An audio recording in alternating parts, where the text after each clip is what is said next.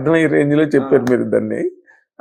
అంటే ఆయన the way he spoke to you, మీరు అక్కడ చైర్లో కూర్చున్నప్పుడు మిమ్మల్ని చూసి మీరు ఫేస్ చేసిన టర్బులెన్స్ అండ్ టర్మాయిల్ వాటన్నిటినీ కూడా మళ్ళీ రిఫర్ చేసి ఆయన ఆ టైంలో ఆయన అని మిమ్మల్ని చాలా ఈ extolled you so much really being such a veteran politician. And ఆయన పవన్ కళ్యాణ్ గారు అండ్ లోకేష్ లోకేష్ గారు, విష్ణు కుమార్ రాజు గారు, అందరూ కూడా ఓవర్ స్పోక్. ముఖ్యంగా నేను చంద్రబాబు నాయుడు గారిని ఎందుకు రిఫర్ చేశానంటే, మీరు ఇందాక చెప్పినట్టుగా ఆయన ప్రత్యేకంగా మిమ్మల్ని గుర్తుపెట్టుకుని ఆ పార్టీ నుంచి ఈ పార్టీకి వచ్చి ఇక్కడ గెలిచి చేసినందుకు మిమ్మల్ని రికగ్నైజ్ చేసి బాగా మిమ్మల్ని డ్యూ ఇంపార్టెన్స్ మీకు ఇచ్చినట్టు ఫీల్ అయ్యారా మీరు? డెఫినెట్గా. అయినప్పుడు ఆయన అన్న మాటలు ఎంత గొప్ప మాటలు అన్నది people have discussed it has come in to A wider discussion. ఎలాగంటే మీ గురించి చెప్పి, మీరు ఫేస్ చేసిన టర్మాయిల్ గురించి చెప్పి, అండ్ ఆ సీట్లో అది దానికి తోడు మా స్పీకర్ గారు నాకు సన్నిహితుడు అవడం, ఎప్పటి నుంచో మాకు స్నేహం ఉంది.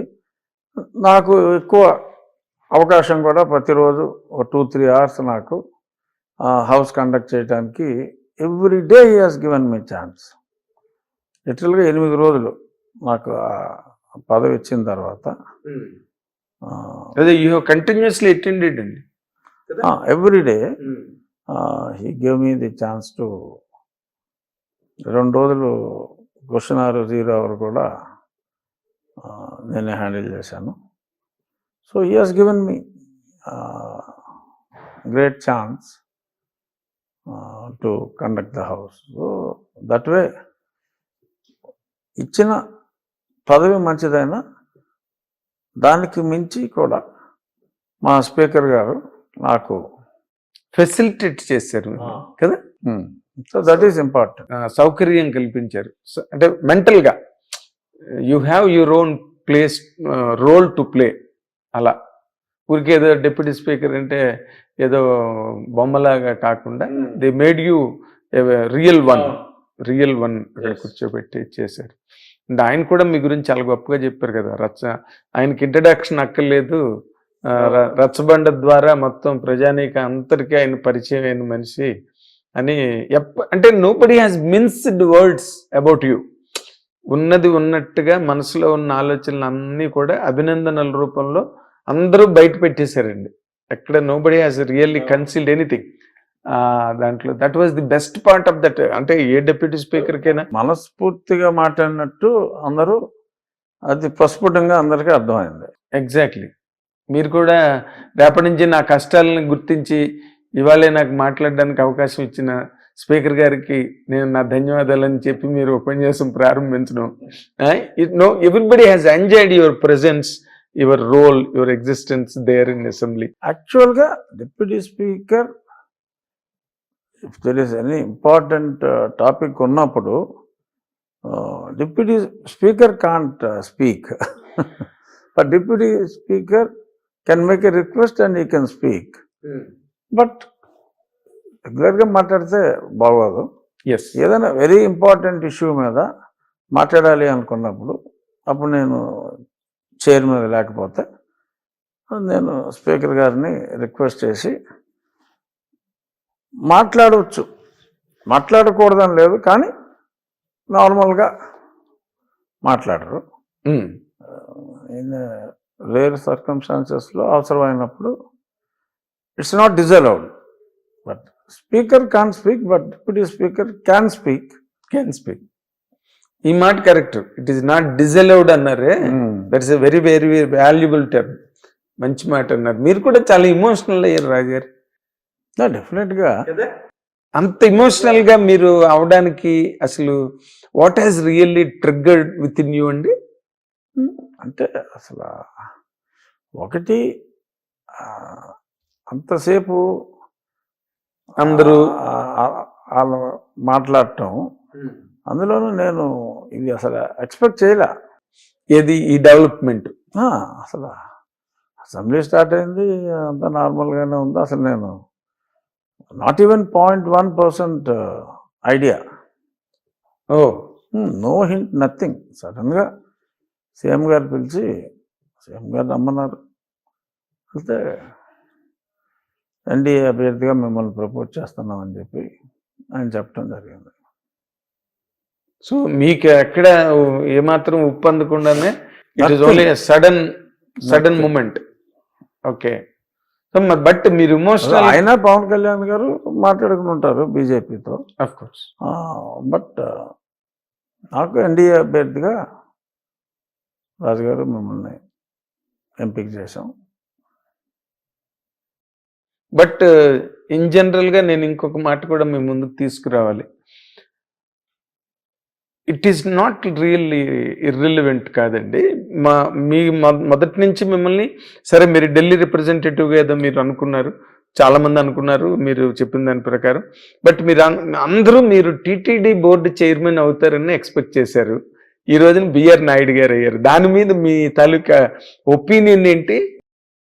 ఎందుకంటే ఐఎమ్ ఎక్స్ట్రీమ్లీ హ్యాపీ మా బిఆర్ నాయుడు గారికి వచ్చినందుకు. ఎందుకంటే నేను అంతే డిజర్వ్ అని అనుకున్నాను, నాయుడు గారు కూడా అంతే deserved for any good post. నేను చెప్పేది ఎందుకంటే జగన్మోహన్ రెడ్డి ఎంతమంది మీద ఎన్ని కేసులు పెట్టినా నా ప్రభుత్వాన్ని కూల్చడానికి కుట్ర చేస్తున్నారని ఏ1గా నన్ను, ఏ2గా ఆయన్ని, ఏ3గా ఆంధ్రజ్యోతి పెట్టడం జరిగింది. సో ఎవరి మీద ఎన్ని కేసులు పెట్టినా ప్రజల్లో నాకు యాంటీ తీసుకొచ్చి నా ప్రభుత్వాన్ని కూల్చివేయడానికి ప్రయత్నిస్తున్నారు అని కేసు పెట్టింది నా మీద, నాయుడు గారి మీద, రాధాకృష్ణ గారి మీద. సో అంచేత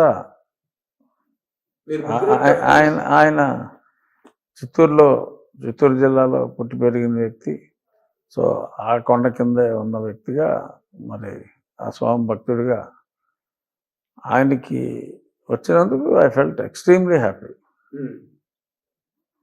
ఇప్పుడు కాదు, నేను చాలామంది నేను అది ఎక్స్పెక్ట్ చేశాను అనుకుంటారు. నేను లాస్ట్ సెషన్ అప్పుడు, అంటే సంవేర్ ఇన్ జూలైలో అయింది కదా, లాస్ట్ సెషన్ అప్పుడే నేను ఆయనకి ఫోన్ చేసి, sir I got reliable news, you are going to be the chairman అని చెప్పి అడ్వాన్స్డ్గా కంగ్రాచులేషన్స్ చెప్పి కూడా 3 నెలలు అయింది. అబ్బా, చాలామంది నేను ఇంకా పోస్ట్ నాకు వస్తుందని అనుకుంటున్నానని చెప్పి, లేకపోతే నాకు వస్తుందని అనుకున్నప్పుడు, సో నాకు తెలుసు అది నాయుడు గారికి వస్తుందని. అనౌన్స్మెంట్ లేట్ అయినప్పటికీ కూడా నాయుడు గారి కోసం రిజర్వ్ చేయబడింది అన్న విషయం మీరు గ్రహించారు. అది నేను ఆయన్ని కంగ్రాచులేట్ కూడా చేశా. ఒకసారి నా భీమవరంలో మీడియాతో మాట్లాడుతూ ఉంటే ఎవరో ఇలాగే మాట్లాడినప్పుడు, అది మా టీవీ5 నాయుడు గారికి అయ్యాను కూడా అనేసా. ఇప్పుడు 3 నెలల క్రితం. ఆయన షాక్ అవ్వలేదని నాయుడు గారు మీరు చెప్పగానే? ఎందుకంటే ఆయన చాలా కోరుకున్నది కదా, చంద్రబాబు నాయుడు గారిని అడిగానని ఆయనే చెప్తున్నారు. నిన్న ఆయనకి జరిగిన ఆయనలోనూ ఫస్ట్ 1 వీక్లోనే చాలా పెను మార్పులకి అక్కడ శ్రీకారం చుట్టారు.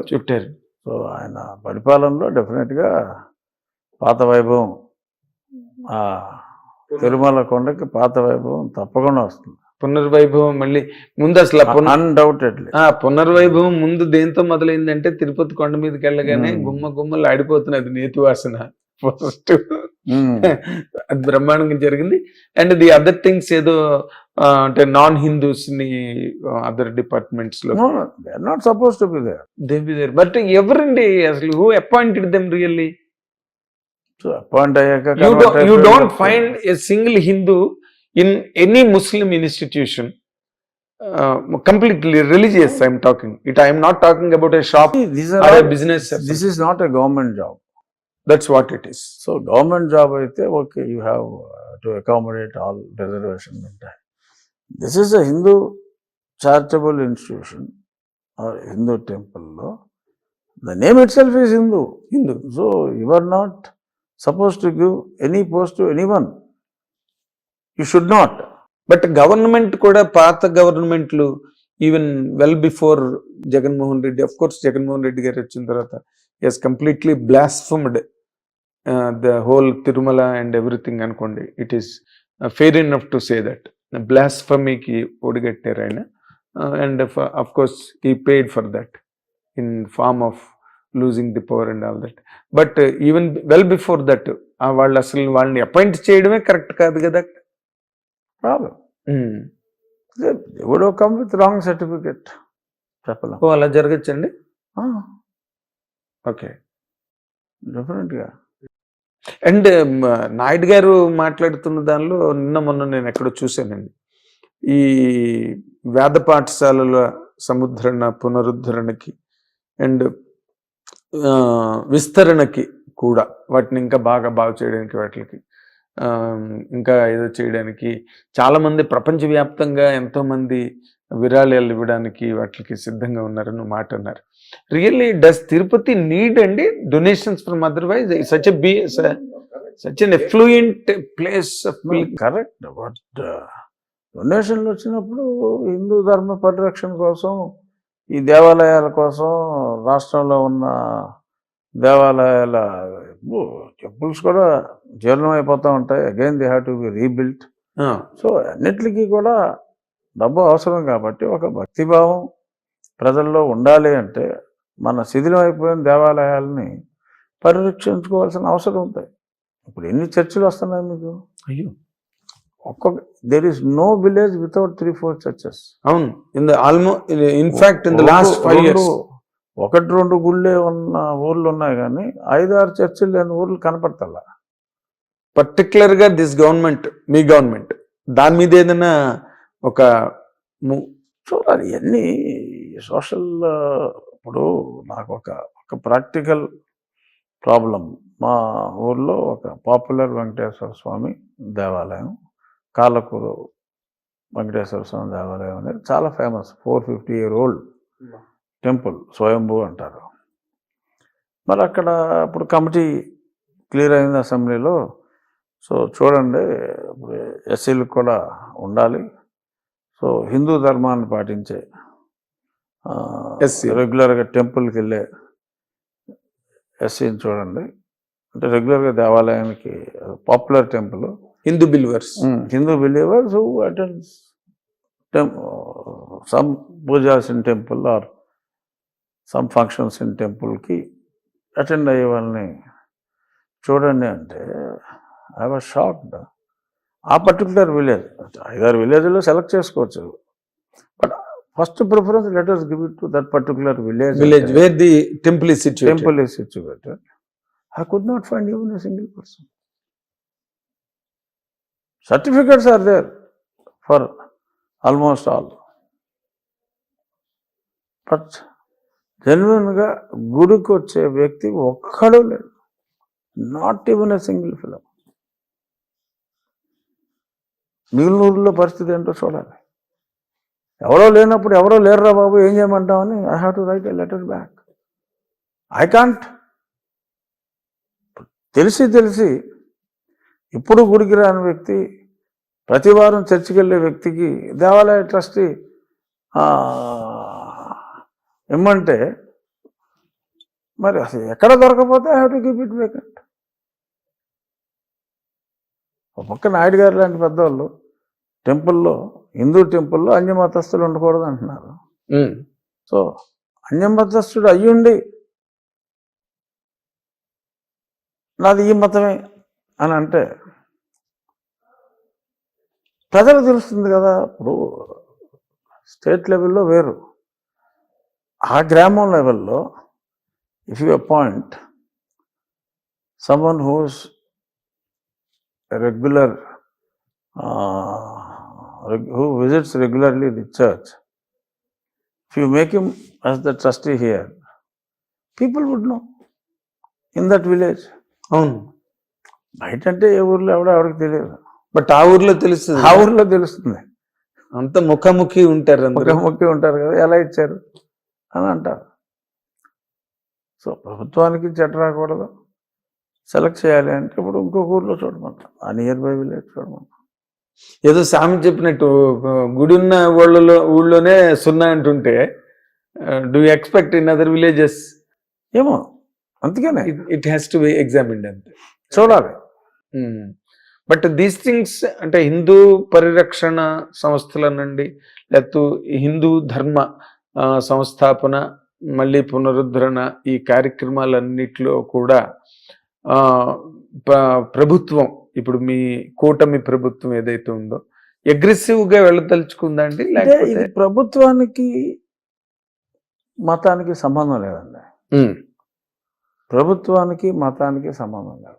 ప్రభుత్వానికి మతానికి గత ప్రభుత్వం బాగా లింక్ పెట్టిన ఛాయలు దాఖలాలు చాలా మెండుగా నిండుగా దొరికాయి. అదే దట్స్ రాంగ్ అంటున్నా నేను. That's wrong. So you don't want to beat on the same track. Bharatadesam it's a secular of course లౌకిక సెక్యులర్ దేశంలో government is not suppose to indulge in any religious activities as government. ఇప్పుడు British వాళ్ళు ఉన్నప్పుడు హిందూ టెంపుల్స్ని ఆదాయం వస్తుందని చెప్పి ఈ రాష్ట్ర టాక్సేషన్ పరిధిలోకి తెచ్చారు. ముస్లిం సంస్థలను అంటుకోవాలా, క్రిస్టియన్ సంస్థలను అంటుకోవాలా. మీ ప్రాపర్టీస్ మీరే మేనేజ్ చేసుకోండి, మీ మసీదులు మీరే మేనేజ్ చేసుకోండి, మీ చర్చిలు మీరే మేనేజ్ చేసుకోండి. ఇక్కడ మటుకు ఏం చేశారు, they are getting some 33% of the revenue నుంచి ప్రభుత్వానికి రావాలి అని చెప్పి సో ఆ ఫండ్ నుంచి ఆ డొనేషన్లో ఇస్తున్నారు. ఆ మిగిలిన అమౌంట్ కూడా ఏదైనా గుడి పునర్నిర్మించాలి అనుకుంటే 33% ఆ గుడి ఆదాయం నుంచి కానీ మిగిలిన ఆదాయం 33% ఇచ్చేయాలి వాళ్ళకి గవర్నమెంట్కి. మిగిలిన ఆదాయం ఏదైనా నిల్వ ఉంటే అది కానీ విలేజెస్ ఆ గ్రామస్తులు కానీ 33% ఇస్తే ఆ మిగిలిన 66.5 వీళ్ళు 33.5 ఇస్తే మిగిలిన అమౌంట్ ఈ ఫండ్ నుంచి ఎండోమెంట్స్ డిపార్ట్మెంట్ శాంక్షన్ చేస్తుంది. అది దేవాలయాల డబ్బు ప్రభుత్వం అజమాయిషీ చేస్తుంది అంతే తప్ప రాష్ట్ర ప్రభుత్వ ఖజానా నుంచి డబ్బులు ఎవరు ఇవ్వకూడదు. అదే that almost becomes like an encouraging a certain religion which is against the secular. ఇవ్వకూడదు. కానీ చర్చెస్ కడతానికి రాష్ట్ర ప్రభుత్వం డైరెక్ట్గా గతంలో డబ్బులు కేటాయించింది. సో అదే నేను అప్పుడు మోడీ గారికి కూడా కంప్లైంట్ ఇచ్చా, దిస్ ఈస్ ఇన్కరెక్ట్ అని. ఇప్పుడు రామాలయం కట్టారండి నరేంద్ర మోడీ గారు, టుక్ ద ఇనిషియేటివ్, విహెచ్పి వాళ్ళు పబ్లిక్ డొనేషన్కి వెళ్ళారు తప్ప గవర్నమెంట్ ఫండ్స్ ఏం వాడలేదు. కేంద్ర ప్రభుత్వం రాష్ట్ర ప్రభుత్వం ₹1 ఇవ్వకూడదు కదా. మరి దట్ ఈస్ యాంటీ కాన్స్టిట్యూషన్ కదా అది. So but almost last 5 years లో జరిగినవన్నీ అట్లాగే జరిగాయి, యాంటీ కాన్స్టిట్యూషన్ లాగే జరిగాయి. Will a special action be taken అండి? ఏముండదు. ఐ డోంట్ థింక్ యాక్షన్ తీసుకోవాలని చాలా ఉన్నాయి. ఇది యాక్షన్ తీసుకుంటే కాదు, కానీ మనకున్న రాజ్యాంగాన్ని మనం గౌరవిస్తూ వి షుడ్ అడ్హియర్. అందులో కట్టుబడి ఉండాలి. దేవాలయానికి ఇవ్వకు, చర్చికి ఇవ్వకు. ప్రభుత్వంగా జగన్మోహన్ రెడ్డి వ్యక్తిగత ఆస్తి నుంచి 100 కోట్లు చర్చిలకు ఇచ్చుకోవచ్చు. అది కాదు కదా ఆయన చేసింది. అది చేస్తే తప్పులేదు. వ్యక్తిగతంగా తన వ్యక్తిగత ఆస్తి ఇచ్చుకోవచ్చు తను నమ్మిన దేవాలయానికి. అది క్రీస్తు దేవాలయం కావచ్చు, మసీద్ కావచ్చు, హిందూ దేవాలయం కావచ్చు. He has got his own freedom to donate, but not public money. Not public money for any religion. ఇప్పుడు క్రిస్టియానిటీ అని కాదు, ఇస్లాం అని కాదు, హిందూయిజం అని కాదు, జొరాస్ట్రియం అని అసలు దేనికి వెళ్ళకూడదని కదా.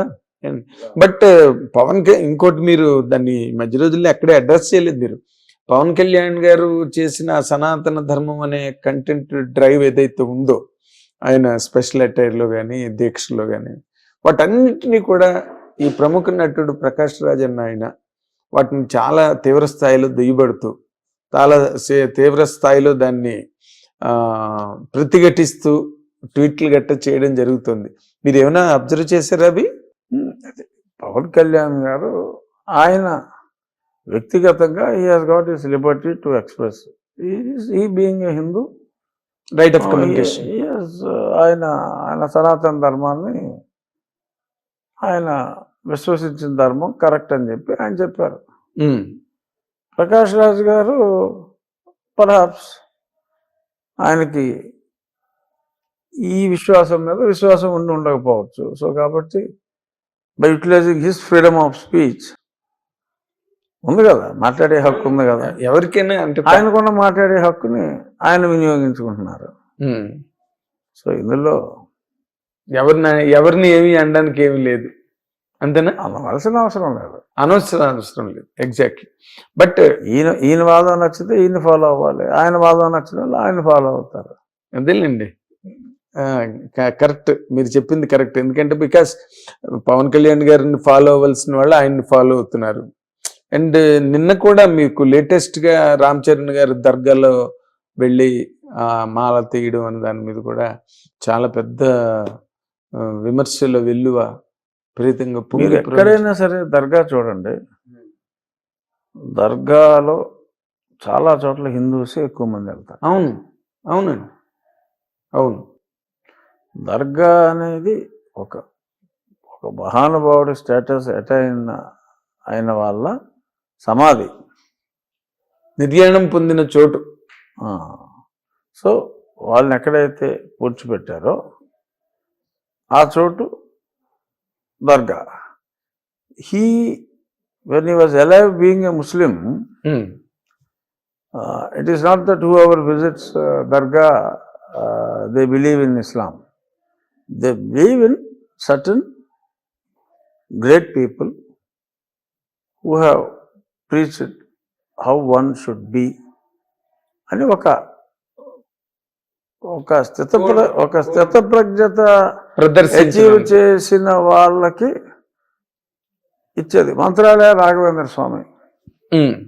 So just because he was not a Muslim, being a Hindu, ఆయన సమాధి ఇక్కడేమో ముస్లిం సెయింట్స్ని దర్గా అనే పేరుతో పిలుచుకుంటాం. మంత్రాలయం ఉంది, దర్గా అనరు, ఎందుకంటే ఆయన హిందూ కాబట్టి మనం దాన్ని దేవాలయం అనే పిలుచుకుంటాం. అక్కడికి ముస్లిమ్స్ వస్తారు. మంత్రాలయం ఇక్కడ ఎవరైతే ఒక అత్యున్నత స్థితిని సాధించిన వాళ్ళ సమాధి ఉంటుందో అక్కడ irrespective of religion people come. Irrespective అన్న దాంట్లో చిన్న లిమిటేషన్ ఉంది రాజు గారు. అంటే of course Muslims will attend for all rituals, and next వెళ్ళేది హిందూసే, not Christians under any circumstances. Christians do not visit Dargah. It is a hard and fast rule for them. So ఇప్పుడు అక్కడికి వెళ్ళి దర్శనం మాలలో ఉంటుండగా వెళ్ళి దర్శనం చేసుకున్నాడు రామ్ చరణ్ గారని ఆయన మీద విపరీతంగా విరుచుకుపడ్డారు. దాని మీద మీదైన ఒపీనియన్ ఏమైనా ఉందా? నా ఒపీనియన్ అయితే తప్పులేదు నా ఒపీనియన్. అంటే he can as well go to దర్గా ఆఫ్టర్ టేకింగ్ అవుట్ ది మాల తీసేసిన తర్వాత వెళ్ళి దర్శనం చేసుకోవచ్చు కదా. అంటే ఆ సందర్భం ఏమొచ్చిందో, ఇప్పుడు ఒక స్టేటస్ అటైన్ అయిన వాళ్ళని it has got nothing to do with his religion when he was alive. ఒక వ్యక్తిగా ఆయన్ని ఆరాధించడానికి వెళ్ళారు. ఇంకా ఆయన చనిపోయిన తర్వాత ముస్లిమ్సే అక్కడికి వెళ్ళాలి. ఇంకే మతం? చనిపోయిన వాడికి ఏ మతం ఉంది? అది అఫ్ కోర్స్. తర్వాత మీరు మీ నోటీస్కి ఎందుకంటే because you got a very good definite with film industry and entertainment world, అందులో నటీనటులు అందరితో మీకు మంచి సత్సంబంధాలు ఉన్నాయి. You got very great friendly relations with all the people. దాంట్లో నిన్న పోసాని కృష్ణమురళి చాలా సీరియస్ ప్రెస్ మీట్ పెట్టి ఇంక నేను రాజకీయాల జోలికి పోను, అసలు నాకు రాజకీయాలకి ఎటువంటి సంబంధం లేదు చూసాను నిన్న సాయంత్రం సోషల్ మీడియాలో. How do you react to that అండి? ఏముంది, ఇప్పటికైనా ఆయన తన తప్పుతో తెలుసుకున్నాడు, మంచిది, ఆహ్వానించవలసిందే. అటువంటి తప్పులు ఇంకెవరో చేయకుండా ఉంటారు. దేనికన్నా మాట ఆ సంయమనం, ఆ తిట్టేయటాలు అది కరెక్ట్ కాదు. సో ఆయన డెఫినెట్గా has crossed the border, but he realised his mistake. So అందుకని but is it not too late అండి? Okay, it's good, it has come to an end finally final. Instead of further continuing. అని చాలా అసలు చాలా ఆవేదనతో ఆక్రోశంతో media ముందు ఇక మీదట నేను ఎప్పుడు ఎక్కడికి వెళ్ళను, ఎవరితో మాట్లాడను, రాజకీయాలకు ఏదో ఒక సామెత, నేను ఇదివరకు ఎప్పుడు ఆర్కే గారి ఇంటర్వ్యూలో 10 ఏళ్ళ క్రితం చెప్పా, క్షౌరం అయితే కానీ వివరం తెలియదని. క్షౌరం అయిందంటారా పోసాని కృష్ణమురళికి? అనుకోవాలి. ఇప్పుడు ఏంటి ఆయనకి అంత అగత్యం ఏమి వచ్చింది ఇప్పుడు అంత సడన్ గా ప్రెస్ మీట్ పెట్టి ఏదో వాళ్ళ అబ్బాయి గురించి ఏదో చెప్పడం జరిగింది? నాకు ఐడియా లేదు. బట్ ఆయన చేసింది తప్పు అని చెప్పి ఆయనే అన్నారు కాబట్టి. అవును. సో తన తప్పు తను తెలుసుకున్నవాడు ధన్యుడు సుమతి అని. అవును, సువిలోపములు ఎరుగుట గొప్ప విద్య, అగ్ని నాగేశ్వరరావు మాట అండి. సో తన లోపం తను తెలుసుకున్నాడు కాబట్టి. So it's good, nothing wrong with that అంటారు. yes, at least now he has changed. అవునండి, at least now he realise. Now he is on the right path. అంటే చేతులు కాలేక ఆకులు పట్టుకున్నట్టుగా అయిందేమో అన్నది ఒక ఇండస్ట్రీలో టాక్ నడుస్తుంది. అట్లీస్ట్ చేతులు కాలేకైనా పట్టుకున్నాడు, ఒళ్ళు కాలక ముందు.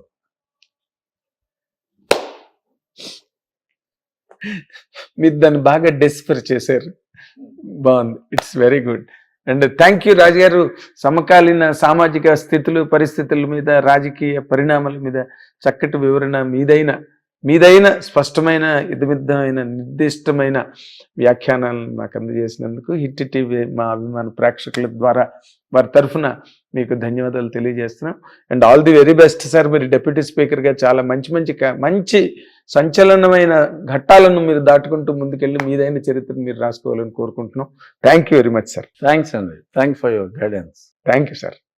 ఇది ఈ మాటల ప్రవాహం నుంచి వచ్చిన అభిప్రాయాలు అండ్ ఉద్దేశాలు చాలా and you can watch and all the while enjoy. Thank you very much. Hit TV app ని డౌన్లోడ్ చేసుకోండి. ఇందులో short news, live news, entertainment movies అన్ని అవైలబుల్ గా ఉన్నాయి. Please download Hit TV app. Hit TV app. Hit TV యాప్ని ఫ్రీగా download చేసుకోండి.